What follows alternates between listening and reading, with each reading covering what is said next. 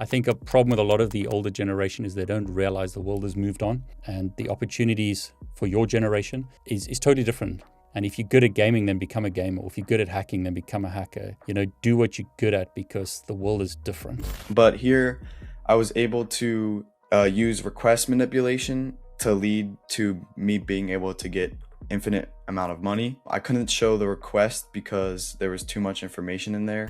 So you could get personal information about the user as well? Yes, if they type like whatever they typed into that chat with the calculator, I was able to retrieve.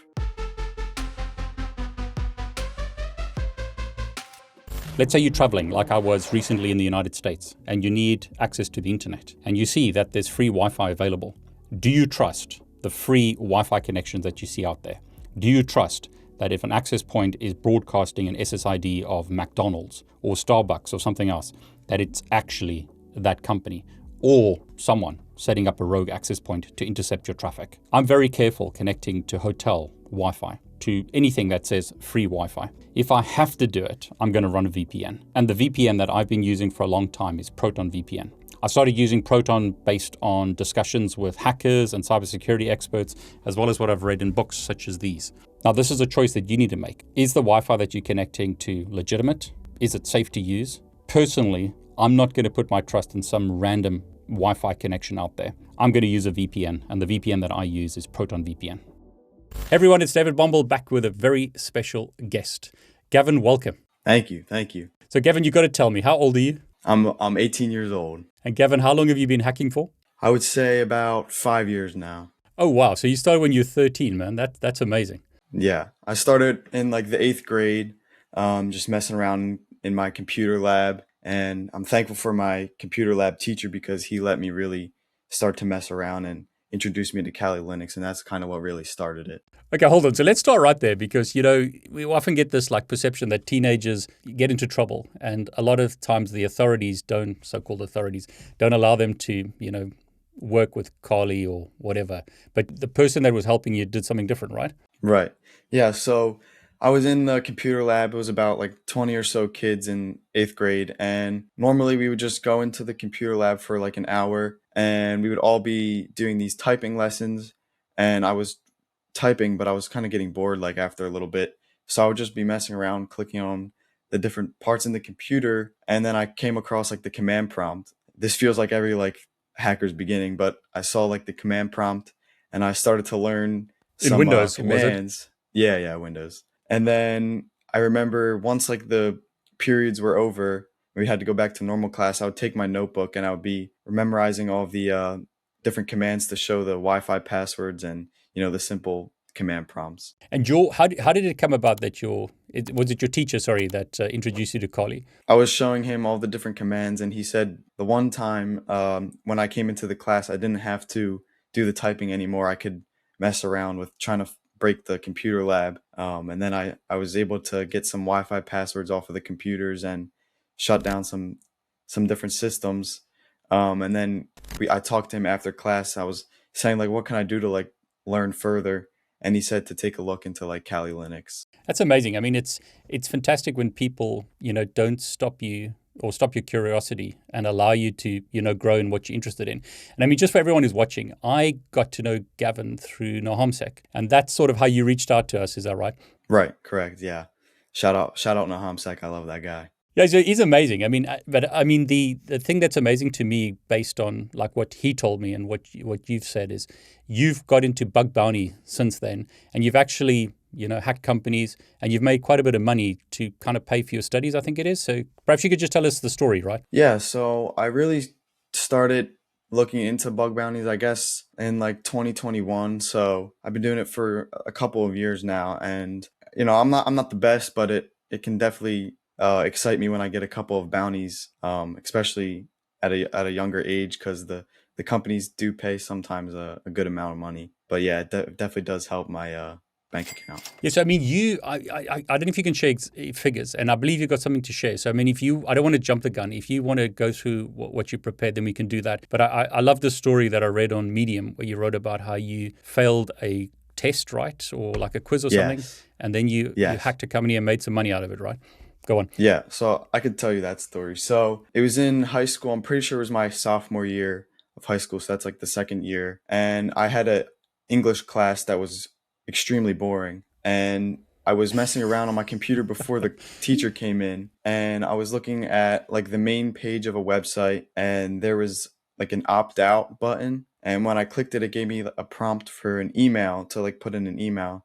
So I typed in a random email and I hit like opt out, and then it brought me to a different URL. Once I was there, I looked into the URL tab, and I changed the last digit from like a 3 to a 4, and then a different email popped up with the opt out button again, or remove from all email notifications. So once that happened, I felt extremely hot. I was like shaking. I was like, oh my gosh, I think this is like my first bug that I've ever found. Because this was the first time I ever actually found like a valid security issue. So then he comes into the class, and he's like, all right, everyone, we're gonna have I think it was like a vocab test or something. So it was like 20 or so questions, and I basically just answered. I just circled all A's for each one, handed it in, ran back to my computer, and basically I was writing up the report in class. And it took about 2 months to get paid, but I was sitting in my room where I am now, after that test, which I extremely failed very badly, but it's okay. And I got the email notification, and it said the company rewarded me with $1,000 bounty. That was my first bounty ever, and that's basically the story of how I failed my test. So tell me, just for international audience, because I always get mixed up with the US years and stuff. How old were you when this happened? I think I was about 15 or 16 at the time. So I mean, that's amazing because I sometimes hear in the community you need to go and study a whole bunch of stuff before you can, start hacking. But at 15 years old, I mean, what did you study? How did you basically get to that point where you were able to hack a company and get Right. $1,000? Really, I was just watching a bunch of YouTube videos like Nahamsek as well as you. Just basically just watching a bunch of YouTube videos, staying up super late. I was just so like addicted to wanting to learn. Basically, I would just watch so many videos. I would submit a bunch of bugs that were really not valid vulnerabilities. Things like without like CSRF, like there's no protection against that. So I definitely failed a lot before that. But basically just trial and error, and then doing some minimal research. But I didn't buy any courses. I didn't like buy some books and like go to like any other additional resources really. So you didn't do Hack the Box or Try Hack Me or anything like that? No courses? You just kind of like went straight into bug bounty and tried things? Yeah. I did try hack me and stuff like that for other types of cybersecurity, but nothing for like web application really. I was mainly focused on like Windows exploitation on try hack me. So for the bug bounty, you obviously had to learn how stuff works, right? So you when you were 13 or whatever, you learned a bit about like command prompt, and then you started learning about Kali. Did you just like, was it YouTube videos teaching you how the web works and stuff that taught you how to do web hacking? Yeah, exactly. I would just watch some Kali Linux videos with like man in the middle stuff like that, and that kind of brought me into like the world of web security. And from there, I would test things out on my own network, and my parents would be a little concerned when they come in and see my computer screens with all this information, but it paid off now. So So how do they react to that? I mean, obviously in the beginning they would have been a bit nervous, but have you like, are they used to what you're doing and understand what you're doing now? yeah, they're definitely used to it. Once they saw the money, and I kind of explained them and showed them like my Twitter following, stuff like that. My mother actually came to DEF CON with me, and she flew out. She didn't like go into DEF CON, but she came to Las Vegas with me, and met Jacoby. So it's kind of funny. Yeah, I mean, that's interesting that you mentioned Jacoby, because you also do Hack 5 stuff, right? It's not just web hacking. Right. Yeah, Jacoby really opened my eyes to bad USB and just payloads in general. And me and him would be up late nights just like I was doing with bug bounties. We would just be grinding, making payloads, and we would be having a blast. Because you won some awards from Hack 5, right? For is it Hack 5 stuff, but you also do Flipper Zero. So tell us a bit about that. 2022, I was third place for the payload awards, and I was able to get some gift cards to the Hack 5 shop. So now I have a bunch of their tools. But yeah, it was a lot of fun. I think there's around 30 some payloads that I submitted to them to get to that spot. You were 17 when you were doing that, right?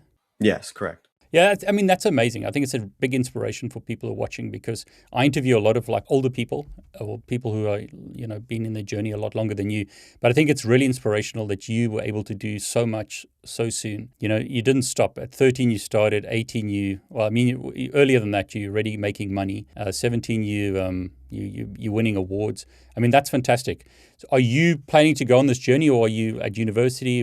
Are you studying something else? What are your plans? Yeah, so right now I'm in university. My major is like international security, and then I have a minor in cybersecurity. But I plan to continue this cybersecurity stuff with my career and as a hobby as well. I'm so deeply involved and addicted, like there's really nothing else I would choose to do. So I get this from a lot of younger people. How did you convince your parents, or how did you speak to them about letting you do this? I mean, obviously the Twitter following helped and stuff like that. But how did you approach it when they first saw what you were doing and perhaps were worried? So it was they were definitely worried in the beginning, especially in the Kali Linux days where I was middlemaning our own Wi-Fi and things like that. But I would like just they would come in, they would be extremely curious and somewhat worried about what I was doing, and I would just show them like the pros and the cons, like this is what could happen, but then there's ways to protect it, and like that's what I want to pursue. I want to learn how to do both of those. Just by that, I've always wanted to be like understanding how things work. So they kind of took that hand in hand and just trusted me in what I wanted to do.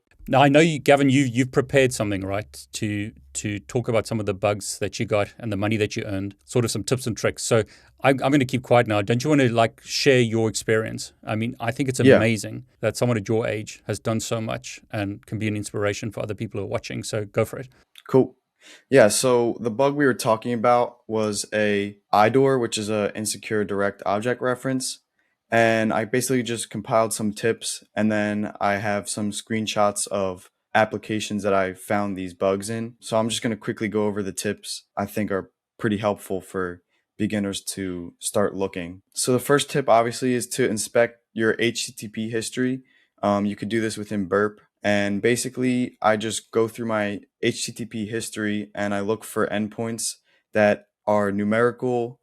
Sometimes you can get IDORs with more advanced like numbers in the URLs, but I normally just look for like IDs like 1, 2, 3, 4 or things like that. Next is testing beyond like the standard parameters in the URLs. Sometimes I found IDORs within like the body of the HTTP requests. I think people might overlook that when they're going through their Burp Suite history. They just tend to look at the URL bar, but there's a lot of hidden data in those HTTP requests. How did you learn Burp? I kind of downloaded it and got so confused that I eventually learned how to use it So because did you go I on just like Portswigger's Academy, or did you just play around? Sorry. I stayed away from the academy, which might be against what a lot of people say, but I really like just forcing myself inside applications and just learning them like that. That's great. And are you using the free version or the paid version for, when you got these bugs? Yeah, so I've used the free version, the community version. That's great. Sorry, go on. And then you have to understand the broader impact of the IDORs. So a lot of the times I find like some information leaks, but I try to further increase the impact. So like privilege escalation or personally identifiable information leaks. Sometimes if there's an IDOR on the system or on the application, there is probably another one somewhere around because the developers are building the same app. So they might have those same tendencies, which is kind of the last point I made here, which is look for patterns in the application because they might be susceptible as well. What shirt you've got on? You've got a really special shirt on, right? Oh yeah, I got my HackerOne, right? HackerOne shirt on here. I forget what reputation level this was, but I think it was maybe 1,000 or 750. I forget off the top of my head. So that's a platform you joined, right? Yeah, so I really only hunt on HackerOne. I do have accounts on Integrity and BugCrowd, but I kind of built my history on HackerOne, and I have a lot of like private invitations there, so that's kind of where I focused my energy towards. That's fantastic. Sorry, man, I keep taking you off on a tangent. It's all good. All right, so next I have a couple of screenshots here from some bugs I found, and all of the information is redacted. So it's just kind of to show people what it kind of looks like. So here's an IDOR that was leading to the disclosure of location of any team. So this app was for managing teams or like communities. I was looking at all the different functions under the team management, and as you can see here, if you can see on the request, it's a forecast. So basically, this function allowed administrators of the team to see how the weather would be in their specific location, and that's what that team ID would be tied to, which is kind of, it's put in a purple highlight right there. And basically, it's just a numerical ID, and I change it a couple times within Burp Suite. And as you can see on the right, there's the latitude, the longitude, and basically everything about where the team was located. So there was a bunch of addresses and information tied back to people's locations within their teams. So you could find individual people's addresses and stuff like that? No, it was just the actual location of like the team. Whoever created the team, they would add a address for wherever that would be. But in this way, this is kind of a leak of information that might not be publicly available. If you had a book club and it was at someone's house and they put the address as their house, then you would be able to get their address. Yeah. Okay, this one was pretty severe. This was a application for calculators. It's just it's a mathematical site which you're able to feed it equations and it'll spit out the answers. And here's an example of what I was saying about an IDOR being able to be used in the body of the HTTP request. As you can see, the URL is only two different words, and there's no numerical ID in the URL. The ID actually lies in the HTTP request. And as you can see on the right, I was able to get the user ID and then the action, which is basically the message that they sent the calculator. And I was able to get about every single message that user ID sent to the calculator. And you could type words into there. So I was able to pull back a pretty severe amount of information from that.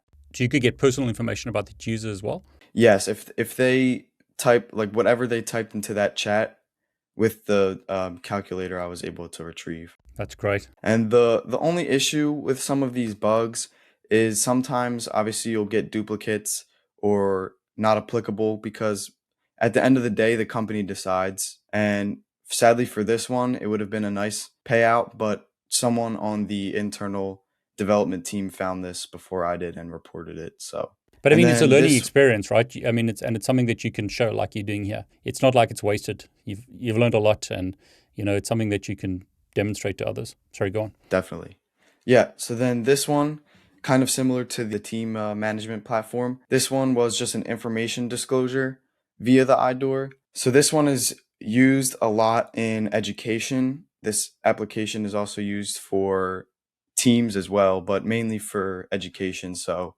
different classes and stuff like that within school districts. And basically I was able to pull back, it's kind of blurry, but you were able to pull back the phone numbers of whoever created the teams, the email addresses, and a list of all of the parents' names, which are in like the students of the class. So yeah, basically a lot of too much information, I should say. All right, I think that's it for IDORs. The next bug that I love looking for and finding are business logic errors. The thing I want to say about these is it really depends on the company. Some companies will not pay for these bugs because they don't think it's a security vulnerability rather than just like a logic kind of error. But if a company is losing money, you should report it because they might take that into consideration. So some tips I have for this is check pricing models. So a lot of companies will have different tiers.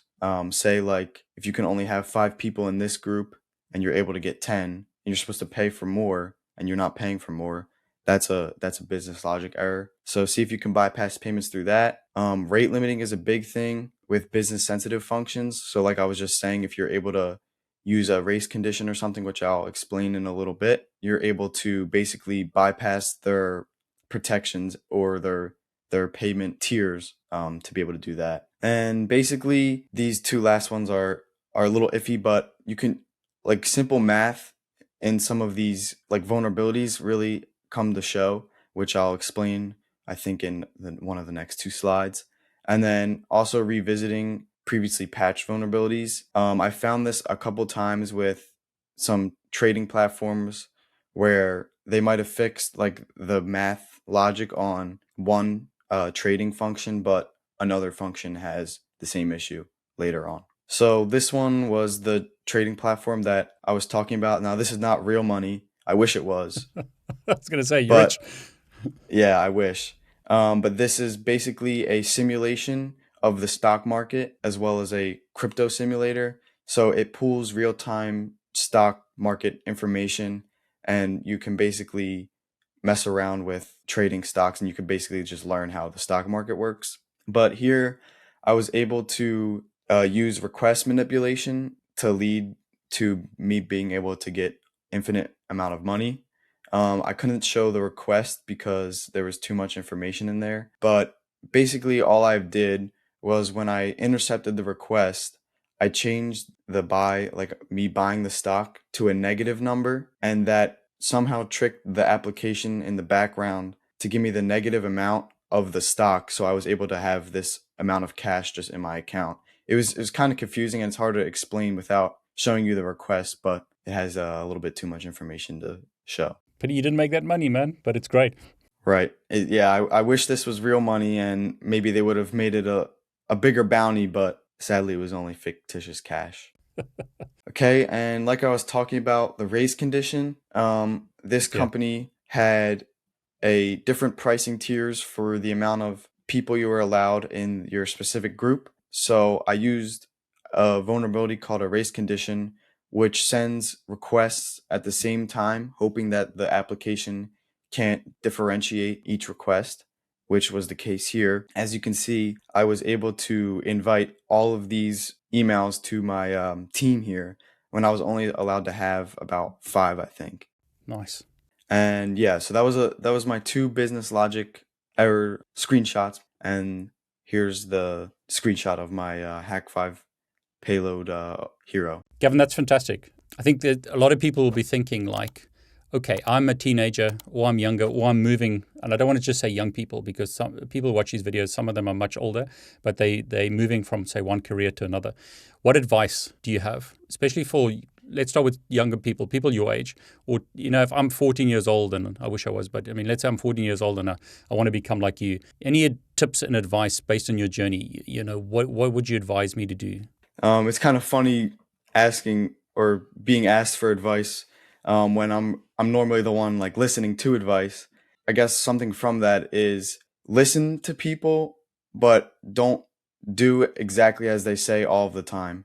I think people's success is a case by case like issue. I feel like a bunch of people will just give you advice on how they became successful, which might help you, but at the same time, you kind of have to make your own path, because if you're doing the same thing that everyone else is doing, there's too many people already doing that.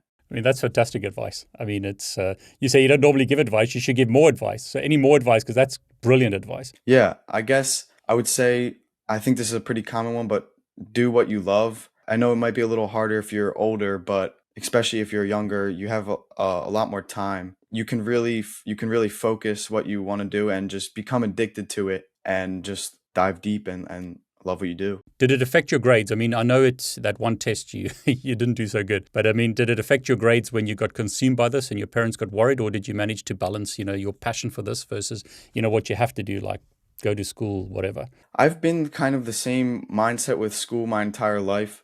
It's kind of always been my like second priority, which is not how it's supposed to be. My grades have been the same. They're not the best, but they're good enough so I can pass. But I mean, you got into university, right? So, I mean, you must have done fairly well. Right, right. And definitely being in university has kind of showed me that time management is more important. But I would definitely say that I've been able to keep my grades up as well as doing things that I love. So, I mean, you didn't read a lot of books. You didn't do courses. You just like trial and error, I suppose is the way to describe what you did, right? Right. Exactly. Yeah. The only really courses I've ever taken were for like certifications. Other than that, I don't really like spending money, so I never really want to spend money on a course to learn how to do something when I rather just throw myself into it, spend the money on tools, and learn that way. I think application is more my type of learning. I mean, that's fantastic. I mean, it's everyone has different paths and different ways to learn, but it's fantastic to hear yours. So when you said you spend money on tools, are there any specific tools that I mean, Burp, you're using the community edition, so it doesn't cost anything. Are there any other specific tools that you'd recommend people invest in, or is it just a specific use case for yourself? Yeah. So for online security, I really haven't spent much money. I've tried tools here and there, but I don't like, as I said, I don't really like spending money on tools like that. I guess most of my money has become tools like physical tools, like the Hack 5 products, or I have right here a HackRF Nice. Proxmark. So I kind of like mess around with tools physically, but I would say if I was to buy one tool to help me in bug bounty, it would be Trickist, which is it's an automation platform, and I've done a lot of stuff in there with at scale vulnerability scanning. But that would be a case by case issue as well. Like if you're wanting to do bigger scale operations, I think that would be the go-to. But other than that, I would say just load up Burp Suite and focus your attention there. Your Hack 5 payloads, do you have any favorites that you really like or enjoyed making? Yes, so I have a next slide here. These are my two favorite payloads. I worked on Copy and Waste with Jacoby and Hack 5 CEO Darren Kitchen. When we were at DEF CON, I was talking to Darren for a while, and he was telling me about some ideas he had for a payload, and one of them was using the clipboard history on Windows. And that kind of sparked the idea in my head. I was like, okay, well, give me a couple weeks and I'll have something uploaded to your GitHub.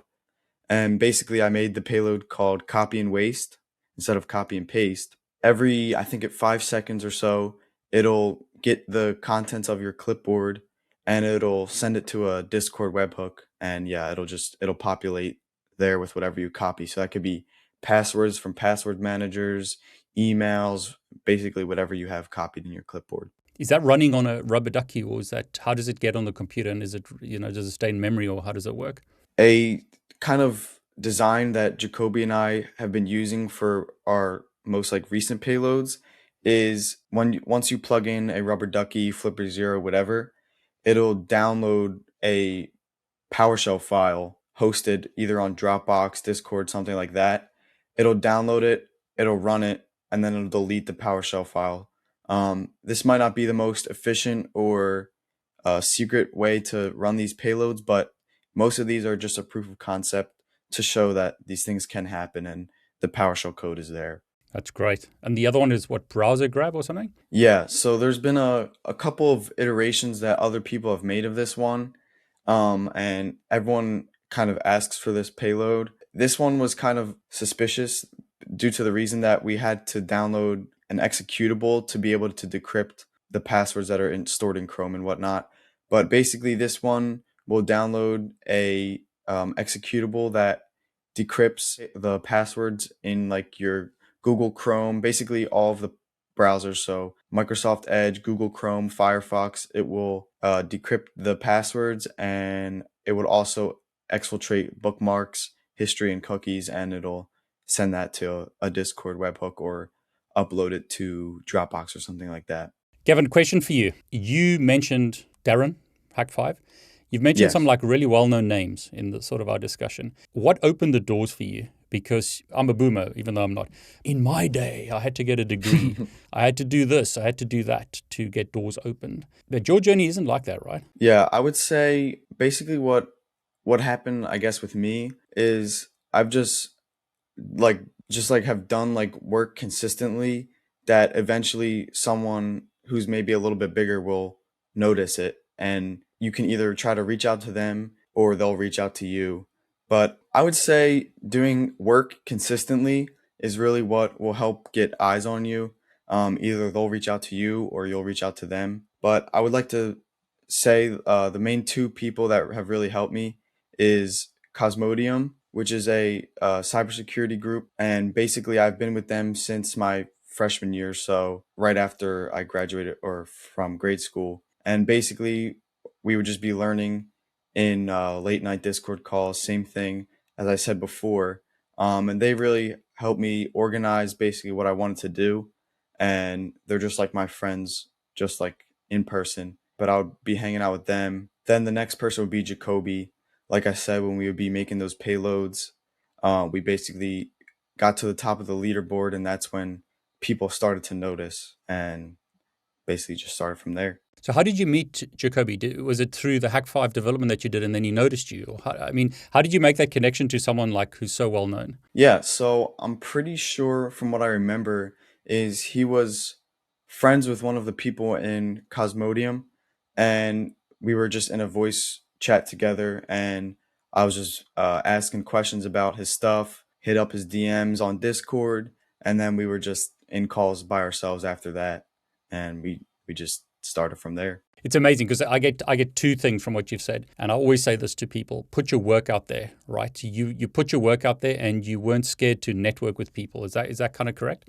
Yeah, I'd definitely say that second point, networking obviously is one of the greatest tools you can ever have is knowing people. And just from Cosmodium and Jacoby, I've met so many people, and the position I'm in now, even at 18, is remarkable. I am so excited to see what the future holds.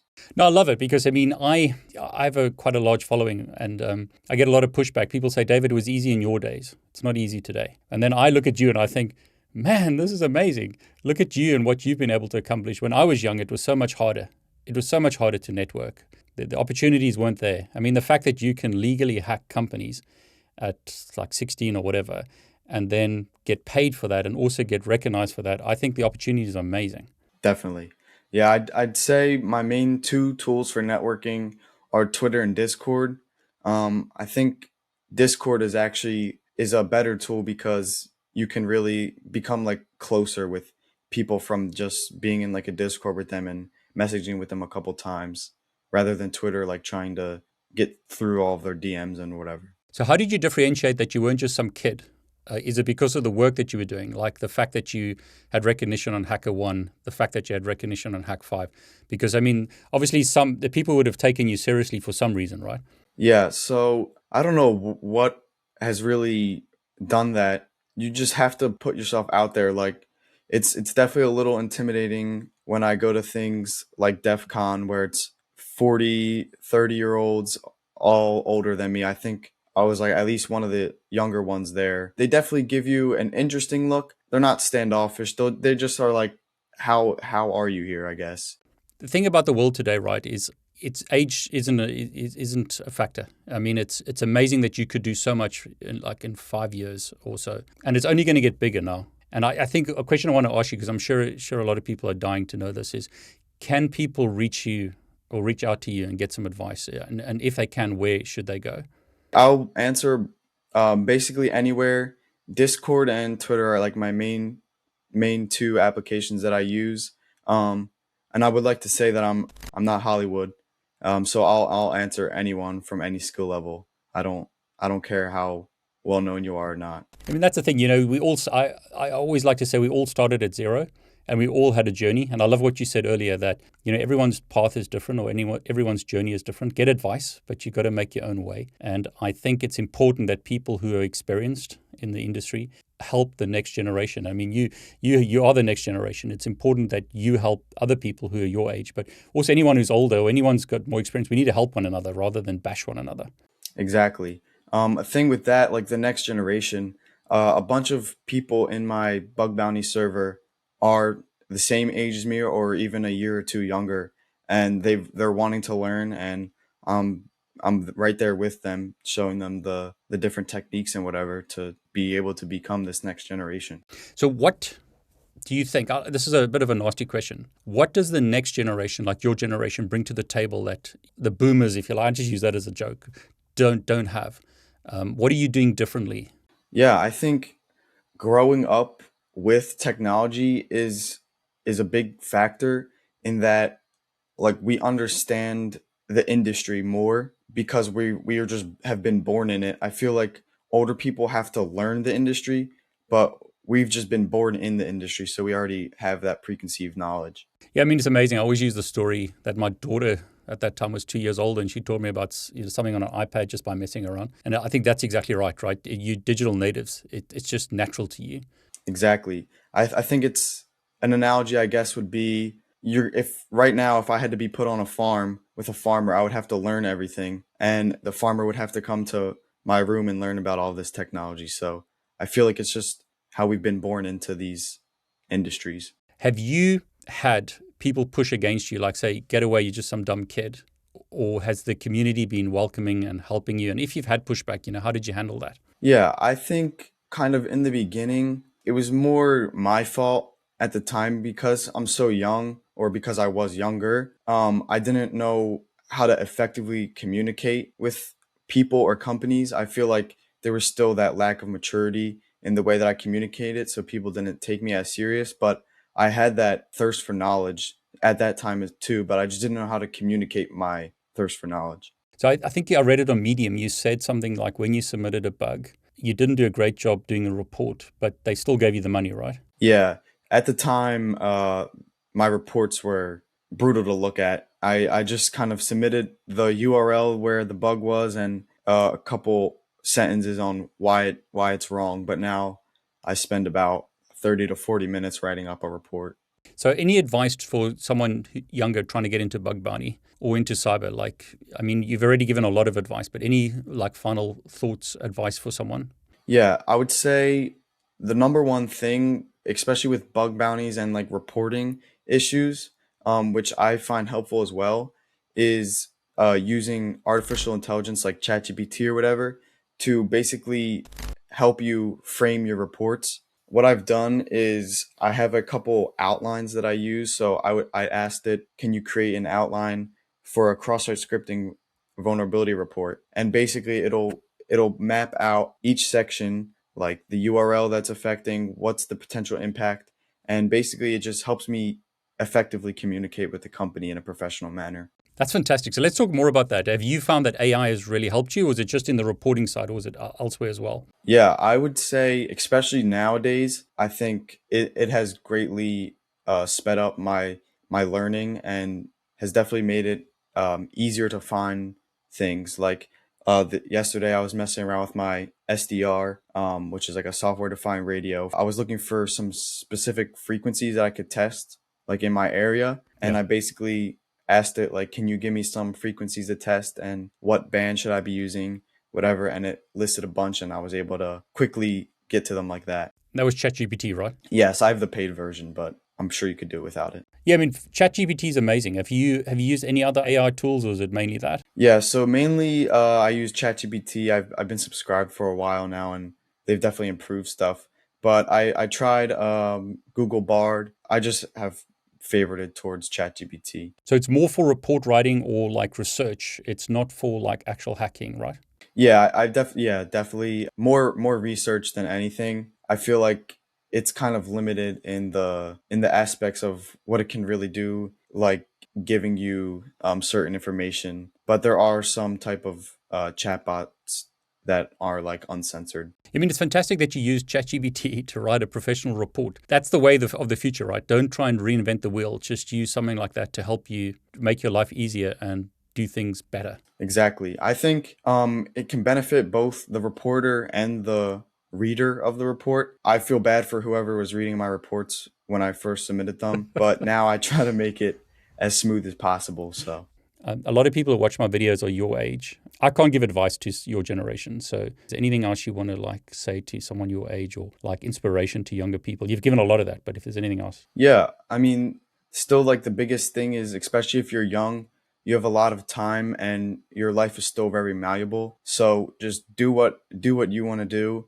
and even if it's not the most socially accepted. I know a lot of my friends, they mess around with me saying whatever I do online, but at the end of the day, I'm still getting that paycheck from sitting at my desk, so they can say whatever they want. I was just going to say, let's see what they say when you get your Ferrari, right? Yeah, exactly. Then we'll see who's talking. Yeah, I always find it hilarious because it's that old joke, the people hate on the nerds or whatever, whatever joke you want to use, or hate on people who in cyber who's stuck in a dark room busy hacking. But let's see what happens in the future when you have your Ferrari or whatever you get one day. Let's see what they say then. I think cybersecurity is a great foundation in just a way to think. Like the hacker mindset, I feel like it is applied to so many things in my life, not even just technology based, but if I have a project to do around home, it's really it helps so much with problem solving, especially in school as well. I feel like I'm able to do my work or just figure out things so much faster because I have a mindset that I want to be able to solve problems. I love that. I mean, it's that whole hacker's mindset is not just about hacking servers or hacking companies, right? It's a whole way of thinking. And I think if you can learn that way of thinking, it's a huge advantage. Exactly. The only other thing is I do want to thank my parents. I know some people might have some issues with parents or they might not fully understand what they're doing, but my parents, they've really shown me the support that I need, and I'm really appreciative towards them for allowing me to do this all at the age of what I am. I think it's fantastic, and kudos to your folks.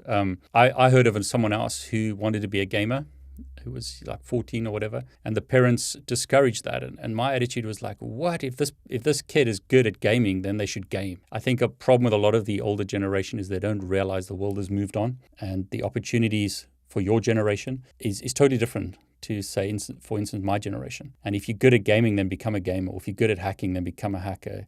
Do what you're good at because the world is different. And, huge kudos to your folks for letting you do this. Exactly. Yeah. If you know deep down what you want to do and the people that you're listening to aren't telling you that, then find other people to listen to, because that's just not how it is anymore. Gavin, I really want to thank you for sharing. You said you normally listen to people, but the advice you've given is fantastic. And I love interviewing a range of people. I can't talk to your generation like you can. I really want to thank you for sharing, your perspective, sharing for the younger generation, the next generation, because the world will continue having this disaster with cybersecurity unless your generation come up with new ideas and better ways to do things. So thanks so much for sharing. Any last words before we wrap up? I think that was a great time, and I'm just thank you for having me on here. It's a dream. It's definitely a dream come true. That's fantastic, man. It's great to have you. And thank you for inspiring everyone. So everyone who's watching, please connect to Gavin. I've put his Twitter and his Discord links below. Ask your questions, especially if you're a younger person and you find that I'm a boring old guy. Then,